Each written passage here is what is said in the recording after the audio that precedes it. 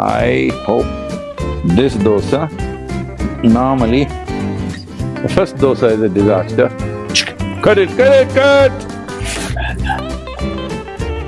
Ragi, a very important cereal of subcontinent, and particularly, when we were growing up in Karnataka, it was very much a part of daily consumption everywhere, but somehow it got bad press that it is a poor man's food and it doesn't give you social prestige, but it gives you health, well-being and nourishment.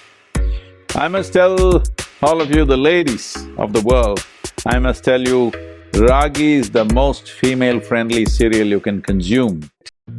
So, a word of caution and warning is, if you eat this Ragi Roti, you may become enslaved to me for life. So I'm just warning you beforehand. Unless you're ready for that, don't eat my Ragi Roti.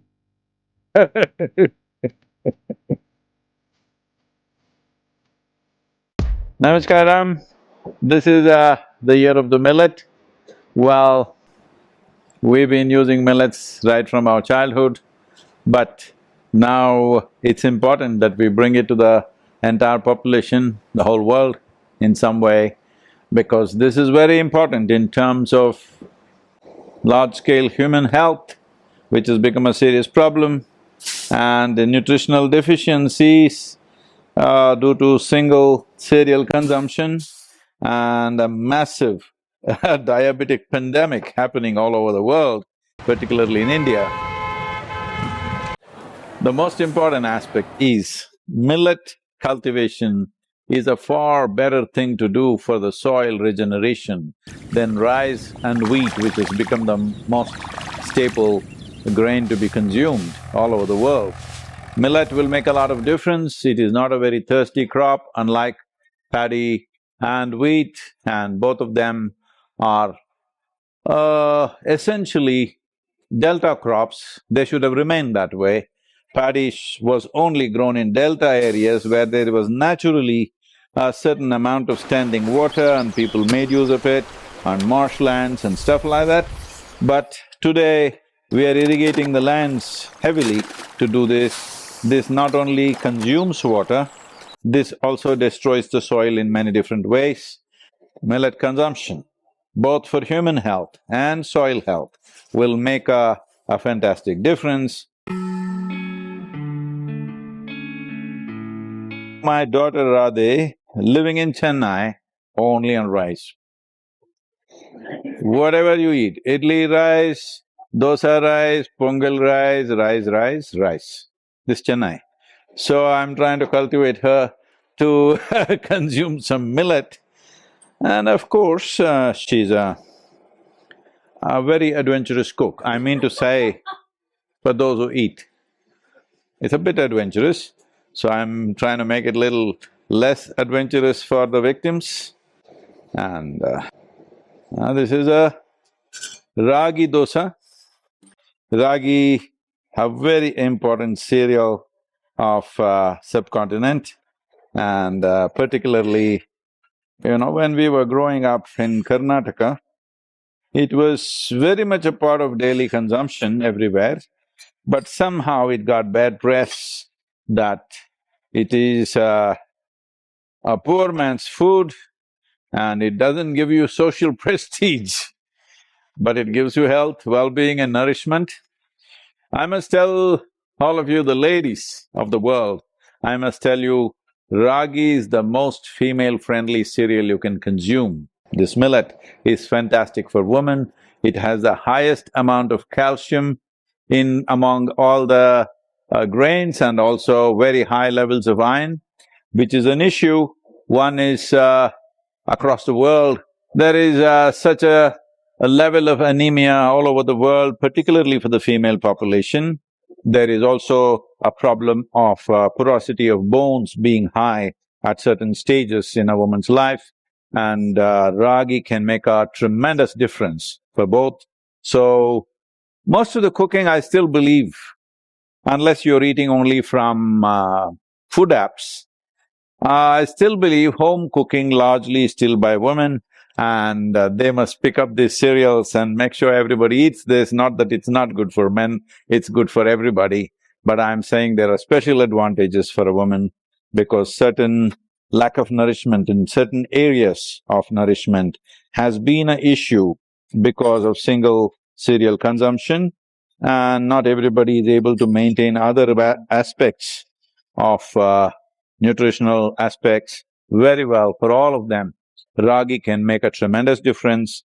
Today, in India, the government of India has coined this word, which is a wonderful thing picked up from the tradition, but bringing back into usage. It's called Sri Annam. And here at the Isha Yoga Center, at least 5 days in a week, everybody is consuming millets, and we are also encouraging the local farmers and the farmer producer organizations to produce millets, and the consumption is slowly going up everywhere around us also.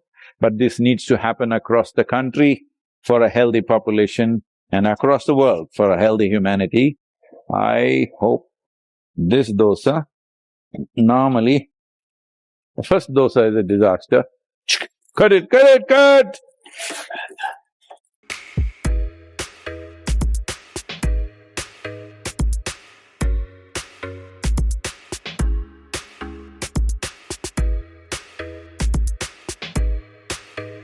Millet takes time to cook. It cooks a little more, at least in this form, a little more than the rice. But it does a lot more. It's a very slow release cereal, that is, there'll be no sugar spikes because of you're eating a millet. It releases its glucose part of it very, very slowly. So particularly those who suffer from diabetes or whose life is threatened by diabetes, ragi and other millets also does a fantastic job.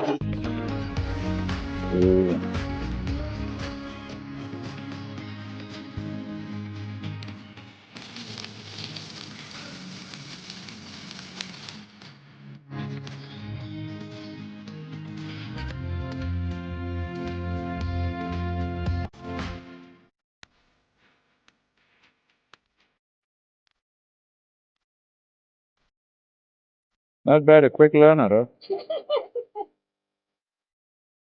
And we used to travel a lot in Karnataka. We used to eat a lot of ragi mudde on the road, but you don't find that so much anymore. And also, it used to be very soft and easy to eat, but now when you get ragi mudde in most places, it's like you can't eat it. So, is it a question of cultivation or is it just a question of cooking? Now cooking, people have lost practice.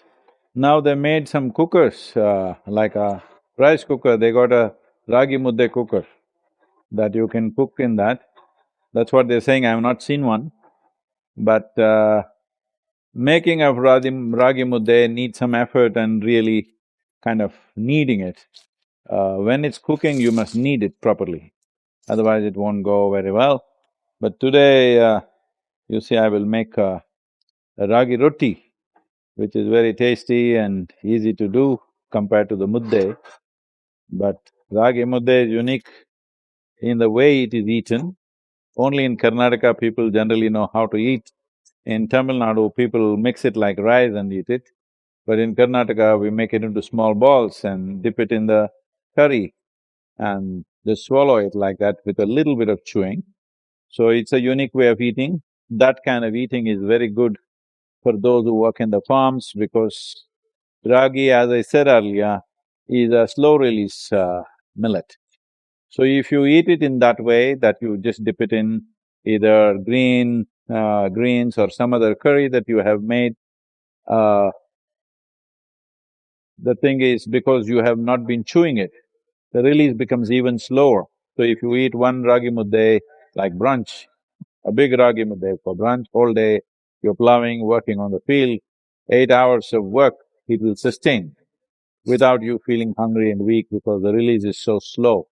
So this is something that they've arrived at, knowing that if you chew it, you'll digest faster. So they make it in such a way that it's made into small balls and swallowed like that.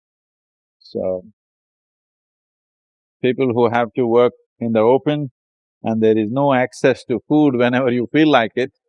These are all the things that they discovered by their own observation.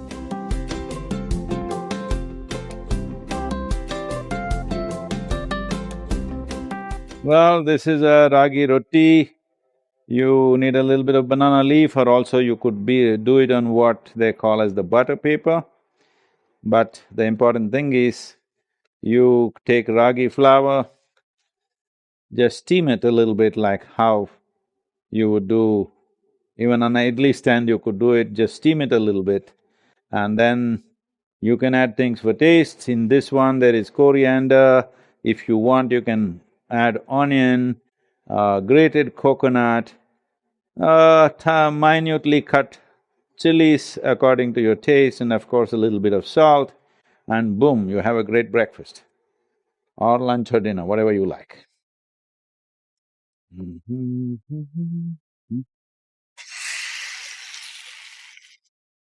Word of caution for all of you who are viewing this dough has been specially prepared by me with some incredible taste added to it.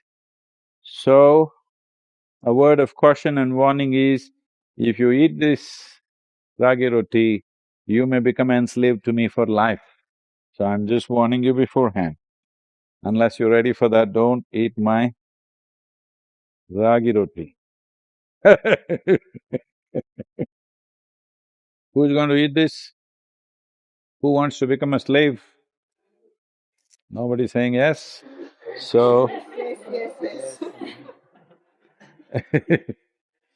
inevitably, one who is already enslaved, I'll have to give it to her only, because nobody's saying yes.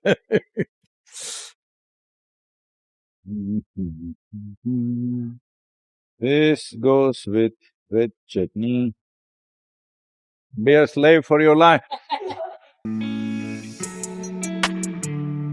So these are the different types of millets which are grown in the local region: ragi, same, sajje, varagu, kambu. These are all the Tamil names that I'm saying. In every region they have their own name.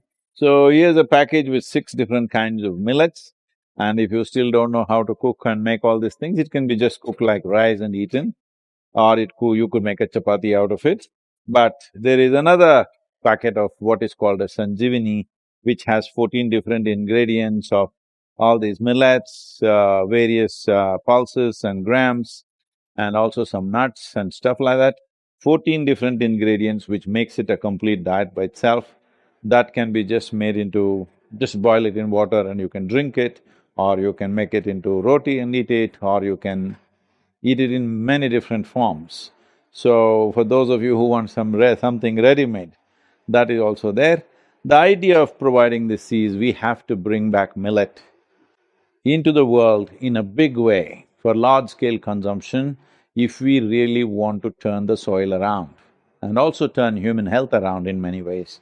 Because as nations grow and become affluent, they are spending incredible amounts of money on healthcare. That's not how it should be, because once the nation becomes affluent, it has both choices of nourishment and lifestyle. When you have choice of nourishment and lifestyle, you generally have no business to fall ill. You should be taking care of it.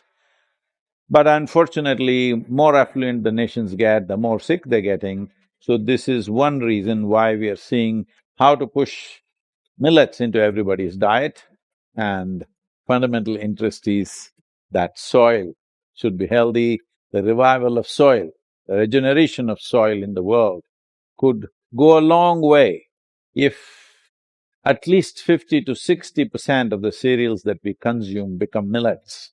And very easily in every kind of weather conditions and atmospheres, we can make sure that there shall be no such thing as famine in the world if we really cultivate millet on a large scale and make sure every region of the world has it, and little bit of change in our dietary habits. If we do this, we can ensure the painful famines that we see happening repeatedly across the world need not happen.